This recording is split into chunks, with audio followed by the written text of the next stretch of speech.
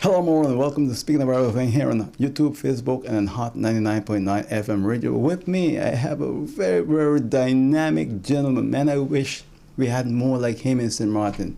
The one and only, the amazing Mr. Kenneth Cook. How you doing, sir? I'm very good. Thank you for having me on the program. It's been a long time.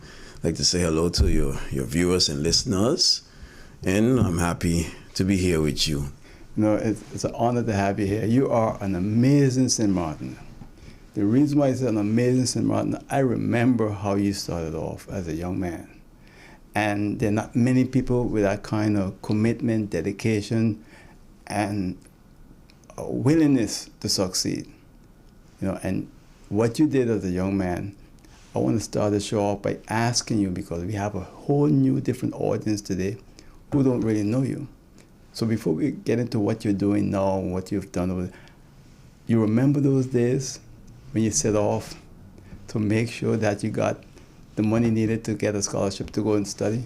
Yeah, I remember those days before I got the scholarship and the funds from doing barbecues to raise money to add it with the scholarship. I did a lot of studying. I did a lot of networking. I had a lot of people that were behind me that helped me along the way all those years ago. And I'm very thankful for a lot of them, all of them, including yourself too, because you played a role and helped me become the man and the person I am today. I'm very much grateful to you and everyone that played their role. I really appreciate that. The year was, when you started, what year was it? Well, this is all the way back in 1997 when I had a fundraising to add with the scholarship. I started to go University of St. Martin in 95. Yeah. But when I was about to go to University of the Virgin Islands in St. Thomas, that is when I started the fundraising barbecue to add with the scholarship. That's when I had a lot of people came and helped me sell food and help me buy tickets. And I had people that I did it in strategic ways, because since I knew a lot of people, I had a list, write down their names, write down the amount of tickets, and it worked out like that. And everyone I had on that list was able to sell the barbecue tickets. And a lot of people came and helped me out too at the barbecue. We had persons like Sarah Westcott Williams came. She was helping to sell the barbecue there and the soup. And also I had persons like Shamina Richardson right alongside Miss Westcott helping. And my uncle too, who was deceased, he played a big role as well from behind the scenes. And even had one person named Mr. LeBlanc that had a restaurant, Harbor View, I think, on Front Street. Right, yeah. He came and he decided to pre-cook or bake the chicken the night before. Amazing. Yeah, that was amazing. He is an amazing man, and I even ended up teaching one of his children, And that is remarkable too, because a lot of the persons that helped me become the man I am today, 20 years later, I end up teaching their kids or grandkids. But you know what is so unique? We never saw anything like that, what you did.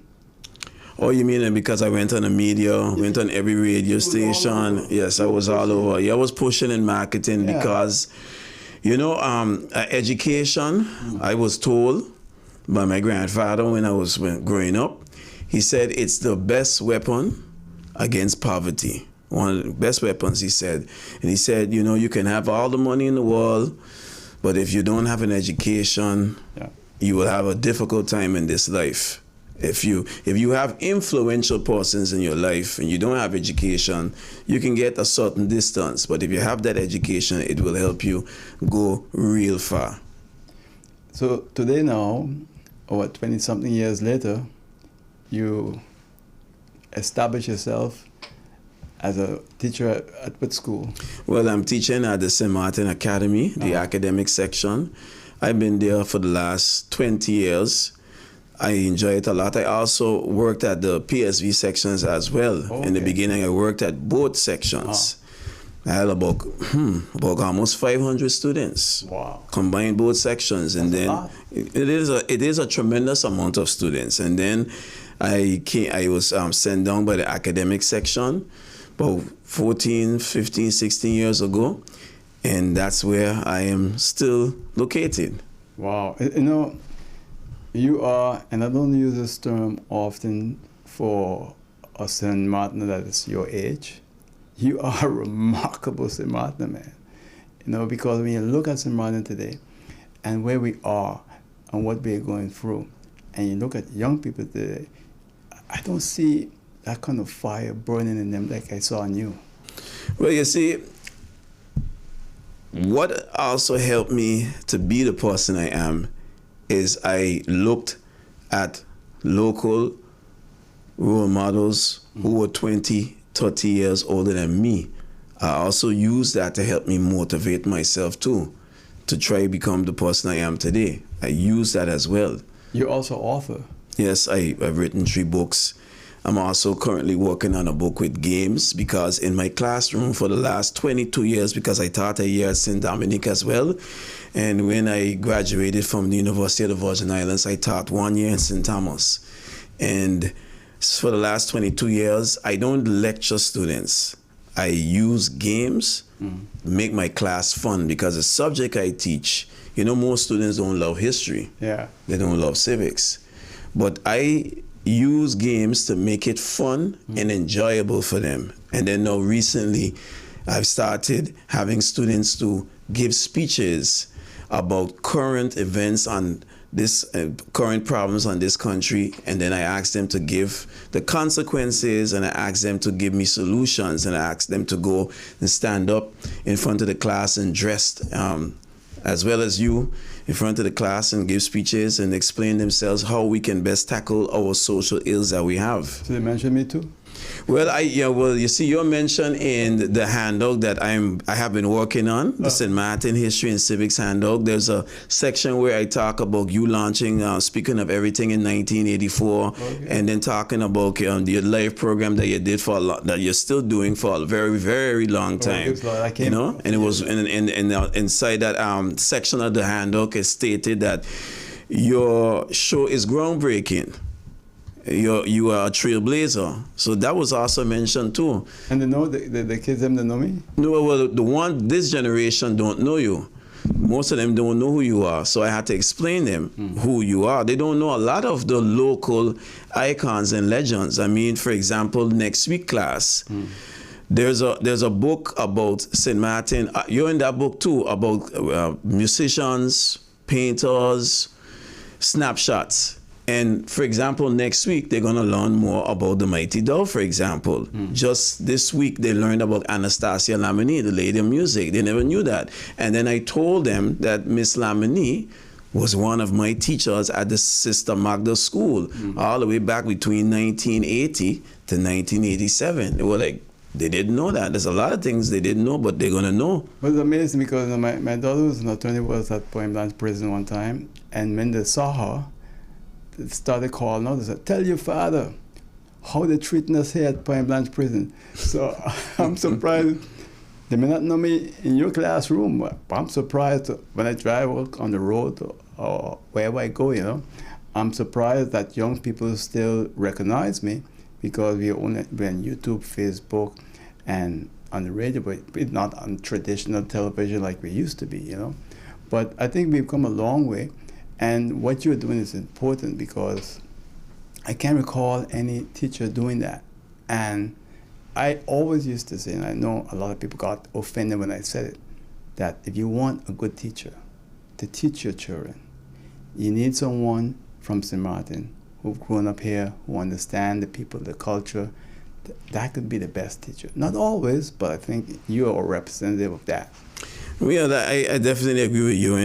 At St. Martin Academy, and there's one other high school for the last couple of years have been offering St. Martin history and civics to inform our students and to try convince them to fall in love with this country, because there's a lot of young people who are disillusioned, disenchanted. You see it on the streets every day in various activities. You see it with the increase in crime among a lot of young persons. You see with the activity with the bikes, what they do. So there's a lot of, that's a cry for help. People get angry when they do those things with the bikes, but it's a cry for help if you really look beneath the surface. But at the same time too, you know, they're good kids. You know, I tell you that. I've had the chance to speak with many of them, and I'm surprised if you treat them with respect and you speak with them, you know, respectfully, they will give it back to you. That's true. That's true. If you do approach them respectfully, they will talk to you. Most of them will do it, yes. And then you get to find out things that you never know. But I think too many people my age and older, they want to speak down on them and look down on them. And they're not stupid. They can see that.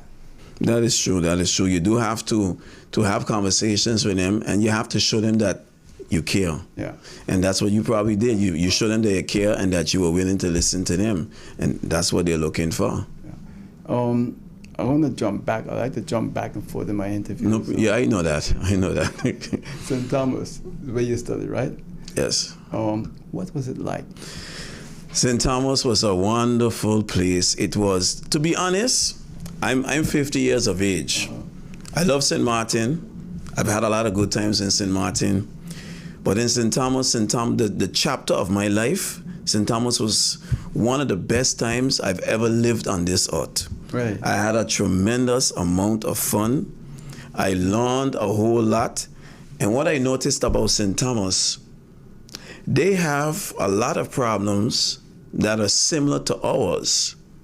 But what's interesting about St. Thomas and St. Croix and St. John, the problems that they have that are similar to ours, their problems are at a advanced stage in terms of being worse. And that's what I noticed about them. But it was a fun time though, very fun time. Met a lot of people. Mr. Gibbs, listen, I was in a school with thousands of students, and I knew every single one of those students by first and last name. Wow. I knew every single professor, even the ones who didn't teach me.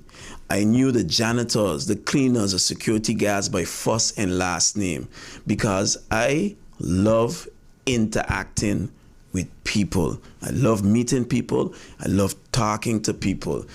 Maybe I could have done psychology too, because in those years, and it still happens to me, where many people would come, tell me a lot of personal problems they have, and I would listen.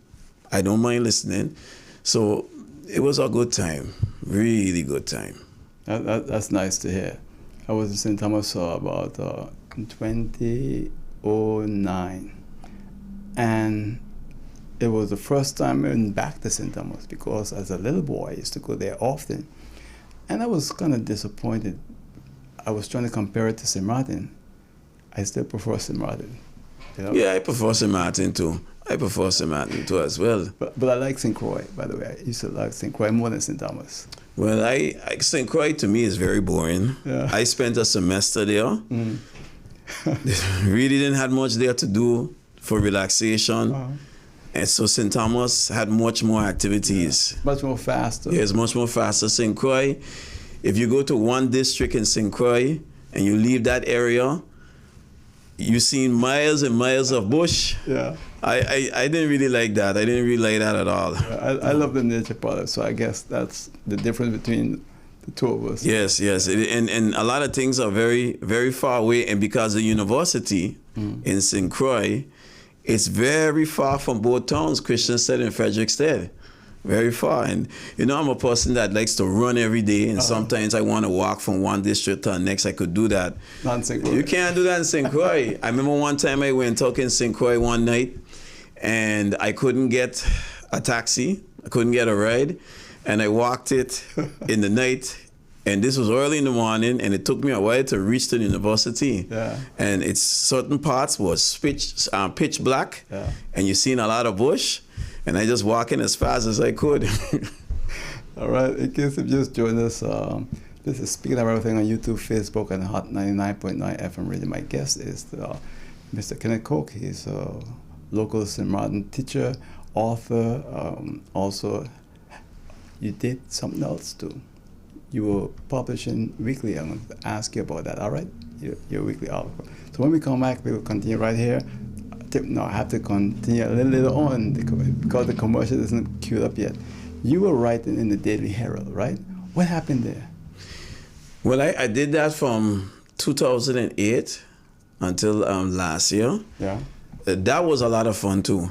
I enjoyed that a lot because I read between 22 to 24 newspapers from various Caribbean islands within the space of 2 hours. Wow. Because I love to read. And I watched a lot of newscasts, you know, and I would learn a lot of information from what other islands are doing, and then give advice to the readers and tell them what we can possibly do on St. Martin, like certain islands. I love doing that because when I read about what other islands do pertaining to the same problems we have, it blows my mind. I can give you an example. We, as you know, depend on one economy, one industry.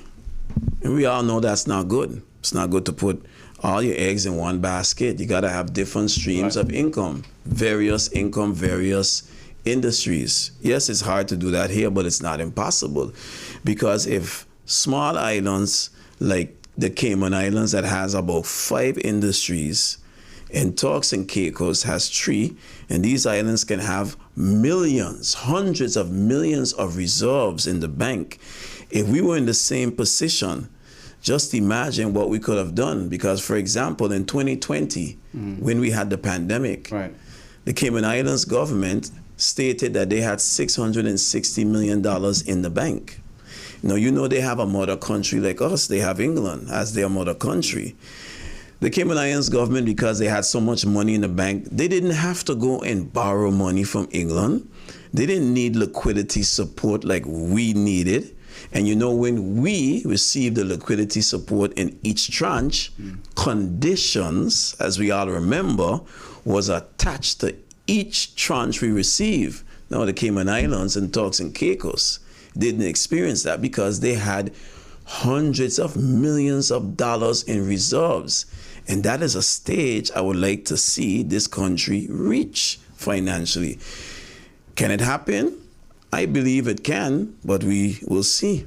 Well, I'll tell you what, we have to go to that break, right? When we come back, we'll continue with Mr. Cook right here on Speaking of Everything. Please stay with us. We are vibrant, expressive, warm, and diverse. Together, we conquer, and now we expand into new horizons, giving you more of the best. Introducing our new Banco Matico Plus with wider acceptance, purchase protection, and enhanced security. Whether you're online, traveling, or in paradise, experience more with Windward Island Bank. Banco Matico Plus, more of the best. My guest on Speaking of Everything is Mr. Kenneth Cook. He's a native author, educator, also publishing a weekly column in the Daily Herald, but you stopped that now, right, Phil? Well, most of the persons that contributed to the Weekender in the Daily Herald, they discontinued that. So, you know, after Hurricane Irma, the newspaper, like a lot of businesses, had a lot of financial loss. So things were not so well, so that I had to discontinue.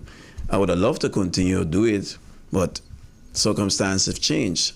But the Herald, they was always good to me, and I appreciated the time that they gave me to explain and to write about information that is very important for this country. So I would thank the Herald for that. Now, the books that you authored, tell us about that briefly. Oh, well, the 3 books I offer, the first one in particular, I am still busy revising that because there's things that I have to address in the book. Do you have a second edition? Well, no, I don't have that yet because the job that I do, most people don't understand the tremendous amount of pressure it is to be a teacher. I work at a fantastic school, a very competitive school, and it takes a lot of hours, a lot of time to help students, to teach them. Outside of the regular hours of teaching. Outside of the regular hours, yeah, because, for example, I was sleeping this morning, and after 1 o'clock in the morning, a parent called me, needed help. And I helped the individual. Then sometimes when I'm jogging at nighttime, a parent will call and ask for help. So a lot of teachers wouldn't give out their phone numbers to parents because they don't want to be bothered. And that's okay. They have their right. But I am accessible to parents because I knew what it was like, as you mentioned in the beginning, what it's like to struggle to get an education. So I go beyond the call of duty because of my experiences with securing an education. So it does take out a lot of time. So when it comes to the writing and the revising, day by day I work on it because it will take a tremendous amount of time to get that regulated. But it will be done though. And see what you said there is so important because you understand your people. You're from here. You know, teachers that come from abroad, they also love St. Martin. I'm not putting them down. But it's a pity that we don't have more local teachers and more male local teachers. That's a big problem. Well, if you want to have more local teachers and more males, and this is for the females too, you're going to have to make the financial incentives attractive and competitive, because the amount of work that goes into planning and grading and writing lesson plans, and then when you're in a high school level and you have a homeroom, that's a responsibility that requires you to go beyond the call of duty. And sometimes when you don't have the energy, sometimes somewhere, somehow, you get some type of energy to help these kids. But you're gonna have to make the workload, you have to reduce the workload, they're gonna have to revamp the salary structure and make it much more competitive if you want the best and the brightest, especially locals. Because I remember a student who gave a speech in my class 2 weeks ago, and he comes from a very prominent family. His grandfather was once Minister of Education, and this student asked his classmates, "How many of you would like to become a teacher?" And not one single student raised their hand. And you know what he said when he saw that? He said, "You see, that is the problem." This is a young man of 12 or 13 years old who saw that. And you can't expect you're going to get the best and the brightest and get more locals and get more males if the profession is viewed as something that is extremely, extremely stressful.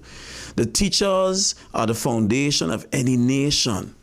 And if you want that foundation to be extremely strong, you have to treat them better. You got to do everything in your power to make their lives as less stress-free as possible and give them as many tools as possible to assist them. We have a new Minister of Education. I have met her several times. I have monitored the Council of Ministers press briefing. I've observed her. And thus far, she seems to be a person who is willing to make changes and to build back the trust that many teachers lost with previous administrations when it comes to education. So time will tell, but I believe that there is a strong possibility that the new Minister of Education will do her utmost to address the needs of teachers and students to take us to another and a new level. You know, Mr. Coke, over the years, I've done numerous shows on education. My commitment to education is so important that in 1984, when I started the show, my fifth guest was Minister of Education Jack Ferris. Okay, and that was in April of 1984. Wow. Going back a long way. Wow. And since that time, I've had most of the ministers and commissioners of education, but at that time, we were still in the Netherlands Antilles. So imagine having a minister of education coming on a local show at that time. That was a big deal for a lot of people. But when we look back, it's like very little has been done. But I'm on the outside. But what I can tell you is that I noticed there's very little interest in education programs when it comes to parents. They don't get involved. So what have you noticed? What are the real issues? What are the problems you see from an educator point of view? Well, you just touched on one of them. more parents need to get involved. I'll tell you the kind of man I am as a teacher. If I am teaching your child, and your child, for example, didn't come to my class with their handout for St. Martin history and civics, I'm going to call you as a parent immediately. And I'm going to ask you to make sure the next time your child puts that handout in their bag and bring it to school. And if it happens again, I get angry because I asked you, the parent, to ensure that you use your 2 eyes and see to it that they put it in the handout, in their bag, and it doesn't happen, I get angry. And the parental involvement is one of the biggest issue, because the teachers, the schools, and the parents and the students, this is a partnership. It's a partnership we have, and if one person doesn't stick to the partnership, it collapses.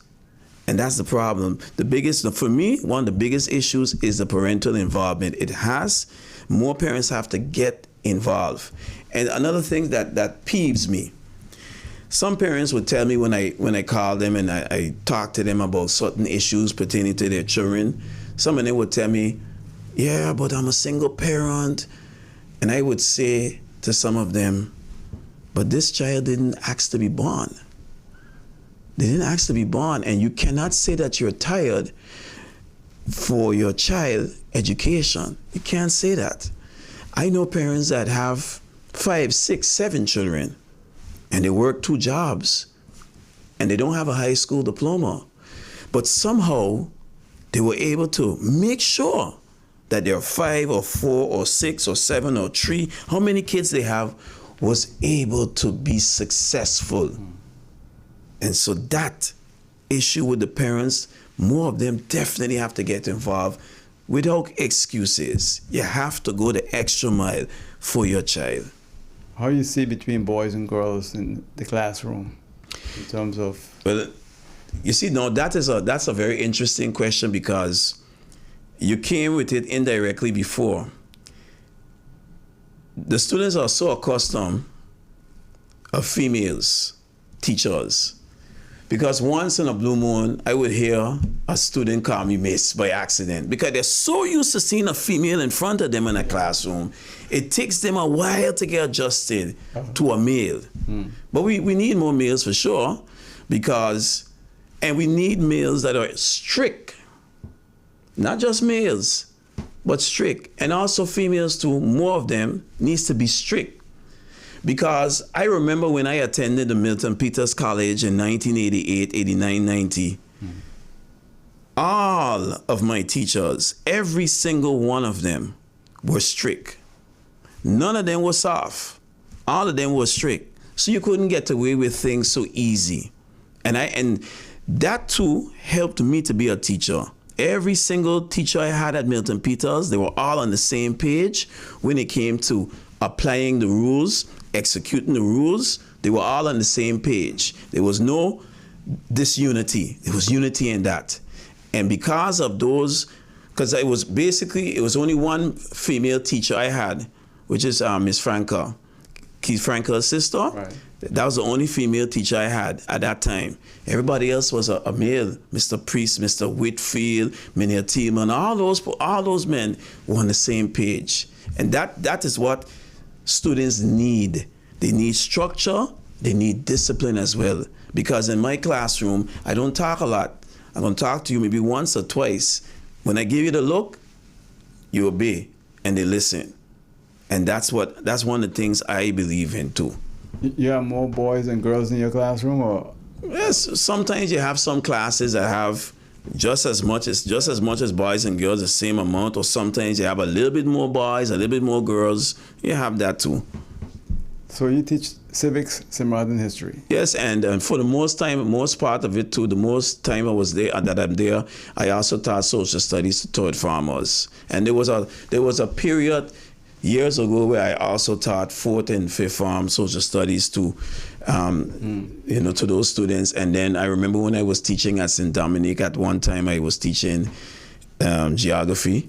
And then at Academy, in the beginning, I was teaching a subject named Philosophy of Life. It's interesting. You know, I'm going to throw you a curveball question. Go ahead, St. Martin. We don't have any culture. We don't have any history, they say. Of course we have culture, and of course we have history. Listen, the handout that I am working on, I have used information from a ton. There's about, 14, 15 books. I mean, look, for example, there's a section of the handout where I talk about the history of trade unionism on St. Martin. And we all know, and we all should know, that the first trade union, according to Mr. Jose Lake Jr., is Mr. Alred Peters in 1966. Right. That's what my first farmers learned. And, that's taken from the book Friendly Anger, and then of course, you must mention another author, very prominent guy. He loves St. Martin too. Lassana Sekou's history book, National Symbols of St. Martin, which was a groundbreaking book. So there are books, and there's another one too that was written in 1983 or 84, don't quote me on it, The Making of an Island by someone named Jean Glasscock. In fact, I had her on the show. Oh. An amazing lady. An amazing. I went over to her house in Lowlands. I spoke with her and had her on this show. Wow, that is amazing. That is amazing. She was from Boston. I have that book. And I order it on Amazon because I collect a lot of St. Martin books, and I had to order that on Amazon. And at that time, I think there's another book just popped up there of the same. And at that time, I ordered that book. It was the last book on Amazon at that time, and I had to order that immediately because I remember reading it years ago at the Phillipsburg Library, but no, they call it the St. Martin Library. So I remember reading it there, and I said, I have to get this book one day. And then there's another one too by Josiah Waymont. He had a book back in the 1930s, and that's supposed to be in the library. He's the one that, according to this book I read, he had St. Martin's first newspaper, Day by Day. So it's a lot of information. Yeah, and see what happened, and I don't know if you would agree with this or not, so correct me here. We always say that we don't read a lot on this island. We tend to watch TV, etc. But when it comes to reading, we haven't really developed that reading habit as we should. Is that correct? Or how is it? Well, it depends, because I meet a lot of people, and when it comes to reading, many times when I ask them questions about newspaper articles in the Herald, they don't know. They don't know the answers to the questions because I can tell they don't read. And it all depends what they read into, because some of them tell me they would read Anti-B. I mean, I'm not knocking Anti-B. I'm not knocking that down. I read it too. And they would be more interested in the crime stories. But if I ask them about policies that government is developing, they would tell me they don't know. But they would tell me that they know about Donald Trump and the tariffs. They will tell me about that because they love America, a lot of them. But when it comes to St. Martin and finding out about what's taking place in St. Martin, a lot of them don't know it. So there are certain people that I would talk to that read, but to have a conversation where I can go in depth with somebody about many of the issues that are taking place in this country, I don't really meet people like that. It's very difficult. I mean, the circles that I travel in, I don't really get to meet people like that. Maybe if I was in a different setting, different environment, I would come across more people, and people who are actually paying attention to a lot of current events on St. Martin. Maybe then I would meet. But the circles I travel in, it's difficult for me to really get this. But my friends under the tree, one of the trees I hang out with, they pay attention to current events. And we have extensive conversations about current events. Actually, both places under the trees where I hang out, they know a lot, and we talk a lot. It's actually very interesting because many years ago, I used to be the topic of discussion of those guys under the tree. And sometimes they got some amazing imagination too. Well, you've been on a path all your life. You're a person that brings information to this country. And sometimes there are pitfalls to those things, and there are times when there are windfalls too, So I can't imagine what you have undergone, but you're a strong person, very strong individual. I will say that for sure. No, I mean, when they're talking, and some of the things they say, and I hear it later. Yeah, they make up stories. But yeah, well, you know how it is, on St. Martin and any small society, even the big societies, they can take a little bit of information and blow it up and exaggerate it and add additional information. That's not cool. No, but they're all right. I was going through Dutch Quarter the other day, but Oral Gibbs. And then I passed the person, that's Oral Gibbs going there. What the hell, they know me. They don't watch TV anymore. You think they're just hanging out being there, but they are conscious of the people in this community who play a role. And that's quite interesting. Yeah, that's true. Yeah, because a lot of times when I jog in, or if I'm standing at the roadside talking to a friend or my mother, every 2-3 minutes, Mr. Cook, and then my mother would say, hey, listen, let's go somewhere else and talk. Well, what you're doing is so good. We just need more local teachers.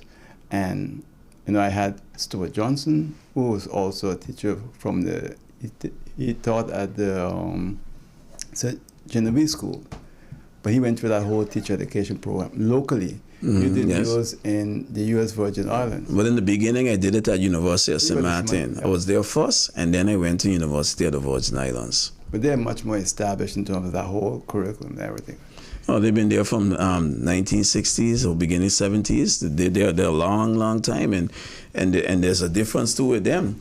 Right. Their government, the United States Virgin Island government, gives the UVI millions in subsidy. I remember when I was there, they used to get $17-18 million in subsidy. And now, the UVA, for the last couple of years, has been offering their citizens free tuition. Wow. Well, in St. Martin is a whole different ball game. Well, we can't do that here yet. Maybe one day, who knows? Yeah. Well, they say it's a private institution, and it's still not recognized by the government in a way. So it's unfortunate. Until that is done, they can't do much. Well, I read in the paper, I think it was Thursday or Friday, a law was passed on higher education. I didn't get to read that article. So finally that might be coming around. Yeah, so I have to, and I know I saw a sentence about University of the Virgin Islands. Sorry, not University of St. Martin and the medical school. I saw a sentence, but I didn't get to read it because there was a couple of activities going on at my school that required a lot of attention and participation, and then planning tests and grading, a whole lot of things. So I didn't really get to concentrate. I think maybe tomorrow, God's willing, now that I would have free time, I will get to look at it and see what it's all about. But I remember the Minister of Education, Melissa Gums, talking about tackling that issue. Yeah, it's been going back and forth since 2023. But it's Coke, you, again, I gotta say, man, you are an amazing gentleman, man. It's just amazing, because in Samoan today we are so, I should say, I don't want to say something that is negative in a way, but we are so wrapped up in all kind of things that don't really develop us as a people. And then when we run into problems, what we do is then we just sit there and we complain. And there's so much we can do. And you represent the good that we can do as St. Martiners. We were hardworking people, independent people. Today now it's like, wow, we just throw our hands up and we expect the government to do everything for us. Yeah, and you know what makes me get angry at times as well too. I've been in with certain individuals, maybe, because I talk to any and anybody. I don't care what's your status, I'm going to talk to you. I was raised to talk to people and to be kind and friendly.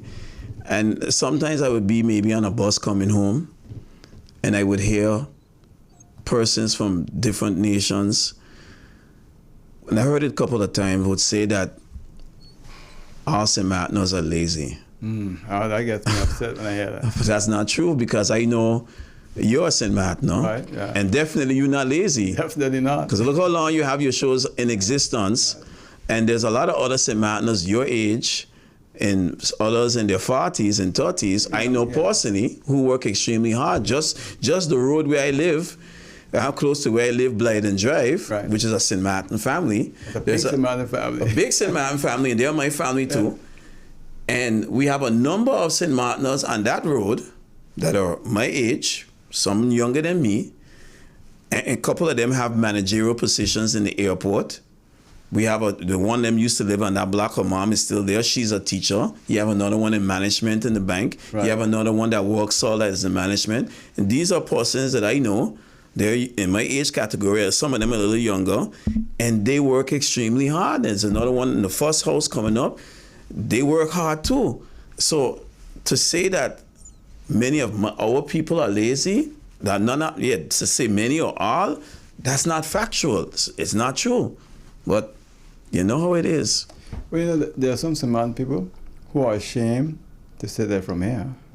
I don't know if you've heard that before. No, I have never come across a St. Martin that is ashamed of saying they're St. Martin. I haven't come across that yet. But let me tell you what they do, some of them. You know, well, my father and my mother had me in Aruba, or they're from Aruba or Curacao. They try to find some way, because see what happened in St. Martin today, a lot of people outnumber St. Martiners. For a long time. So depending where you are, you don't want to feel on the wrong side, because how they make you feel sometimes. Now that won't happen to me, but for other people who are weak and want to be a part of that group, they'll do anything. And a lot of St. Martiners people, what they do is they try to justify why they're not really a St. Martin because of Aruba, Curacao. That I know happened quite a bit. Well, that's very sad. That's sad, and that's wrong, and it's not good. You have to be proud of who you are. But you have to be. Then people don't know. Another example is that I know people said I talk with my daughter, but I have to, because now I have children that are growing up, and I see what's going on in this community. She's an attorney. Oh, you're not from St. Martin? Yeah, she's from St. Martin. And you're speaking Dutch so well? You see, it's unbelievable, because they have this idea, if you're from St. Martin, you're stupid. So you can't be a doctor, you can't be an attorney, you can't be a teacher, because most of the teachers are from somewhere else too, in a way. And that is wrong. And what it comes back to what I was saying to you earlier. Too many St. Martiners who are St. Martiners try to hide and don't really. They're not proud to say that. They're not proud to say that they are St. Martin, like how you are. Well, you see, when you're talking about this, I do have to think about something. I have told some of my St. Martin brothers and sisters that in my opinion, I feel like we are the most divided group in the country.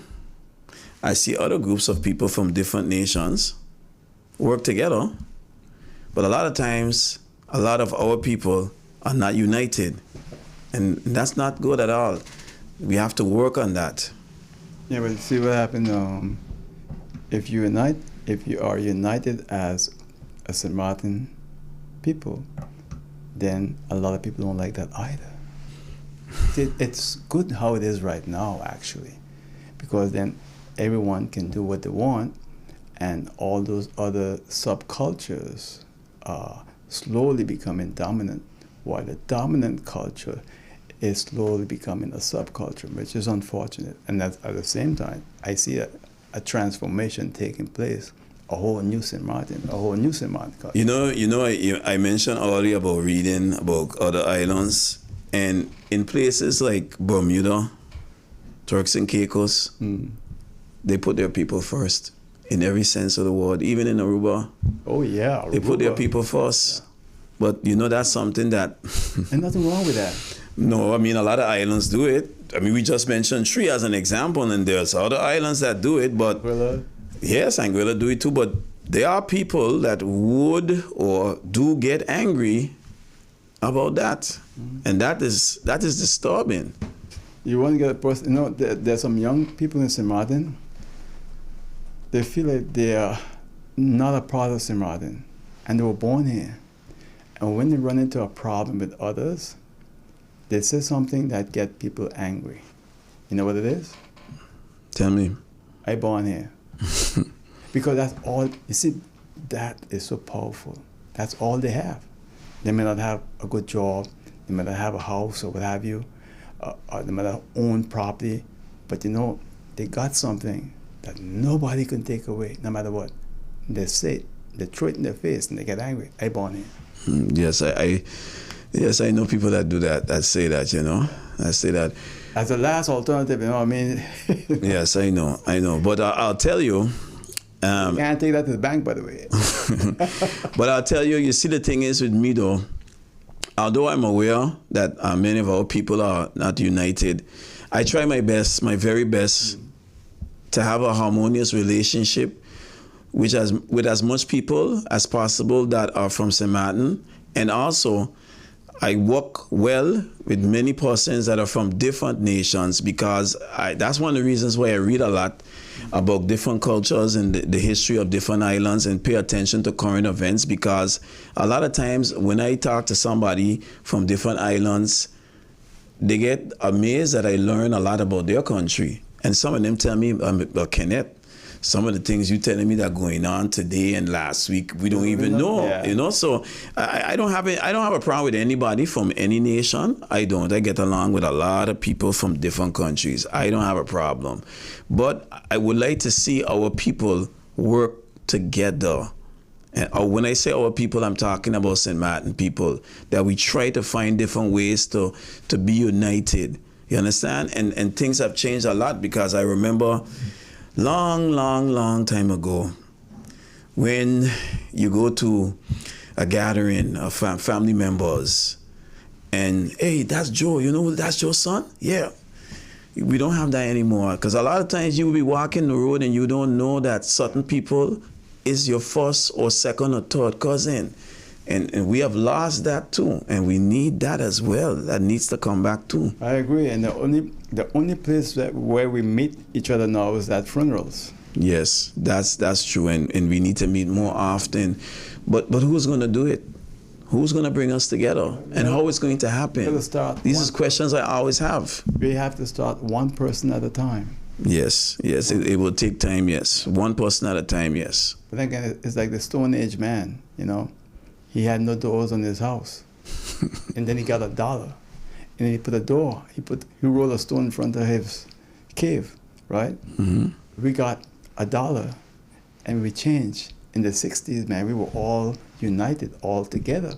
And as we got more and more money, and we got more and more wealth, we tend to drift apart from each other. Yeah, money played a part, yes, because you know the Bible says the love of money is the root of all evil. The love of money, not money itself, but the love of money is the root of all evil. And the root of all good too. Why you laugh? I remember my 104-year-old grandmother. She's always saying that, always talks about that the mighty dollar changed a lot of things, rearrange relationships, destroy some, yeah, but not strengthen. Oh yeah, it's amazing, huh? That dollar, what it did to a lot of people. I can't imagine.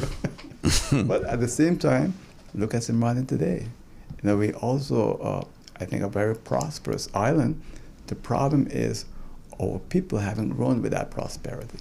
No, we have people left behind, and then one of my biggest issues is we have to develop other industries. Yeah. Can't stay on this tourism all the time. I agree with you. You got to have more than one industry. There are islands that have more than one.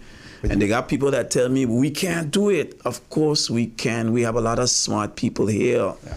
We have people that are qualified, that are passionate, that have ideas how to address our problems and know about other industries that can be introduced. Yeah. We have them here. Just try and see if it can work. But you have some power in your hand. You're in the classroom, and I'm sure they respect you and they listen to you. Yeah. Well, you know, for example, one of them who listened was Ralph Contav. Right. That's an example there of somebody that listened. And there are other students too who I taught. Yeah. They don't want me to call their names, but who have taught and who are interested in doing things to make this country better. Yeah. Well, you are doing a lot to make this country better. We are very proud of you, and I just want to wish you and your family a lot of success and all the best. So anything else you want to add quickly? Well, thank you for those kind words. I appreciate it. I appreciate the time that your listeners and viewers took out today to listen to us. And let's try to work together to make this country as best as possible. Try to make it number one in every area. Mr. Kenneth Coke, educator, author, and he's just an amazing gentleman, and it was a pleasure having you. All right? Yeah, thank you for having me. And that's it for now, right here on Speaking of Everything on YouTube, Facebook, and on Hot 99.9 FM radio. See you next time. Take care. Bye.